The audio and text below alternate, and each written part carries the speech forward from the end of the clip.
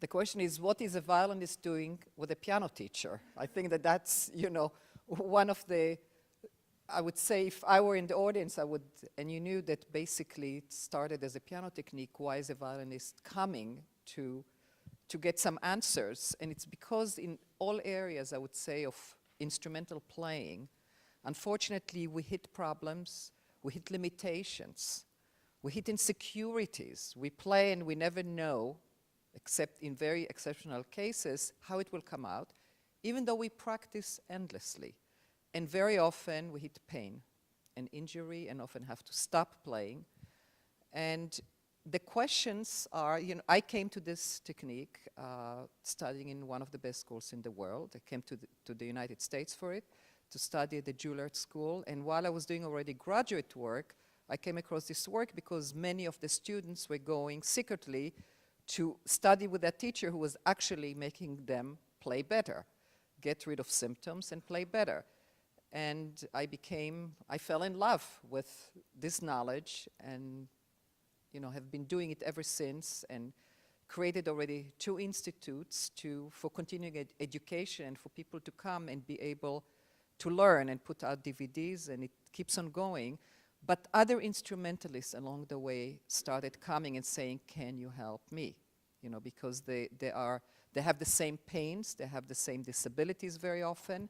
It's called the same name, tendinitis, carpal tunnel syndrome, dystonia in the worst cases.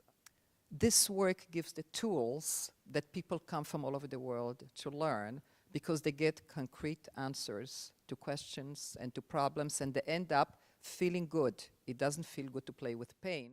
So as performers and players, we exist in this very vivid internal physical landscape. And that landscape exists where the demands of the music, what we want to say musically, have to be met by the physical demands of playing the instrument, which all sounds lovely until things start to go wrong. Now, when those musical demands are met by a physical response that either causes pain or discomfort or anxiety, then that internal physical landscape becomes really torturous for those of us who inhabit it.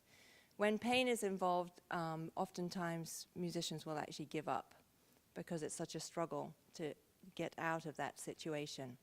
And this is really what the Taubman-Golandsky approach is all about. It's unique in its ability to teach and explain in a very comprehensive way the physical, tiny, minute physical movements that go into playing an instrument. And for those of us sitting in the audience, myself included, when we watch people playing, we can't really see this world that is going on inside. So it is very special that this work can describe and teach that invisible world that's so vivid when we're all playing. We have people who come at all ages, that it's never too late. And we understand today about brain plasticity, that we can learn at any age, that while we lose certain faculties maybe here and there, that we can gain, we can keep expanding actually our knowledge, and the brain is capable of doing it all.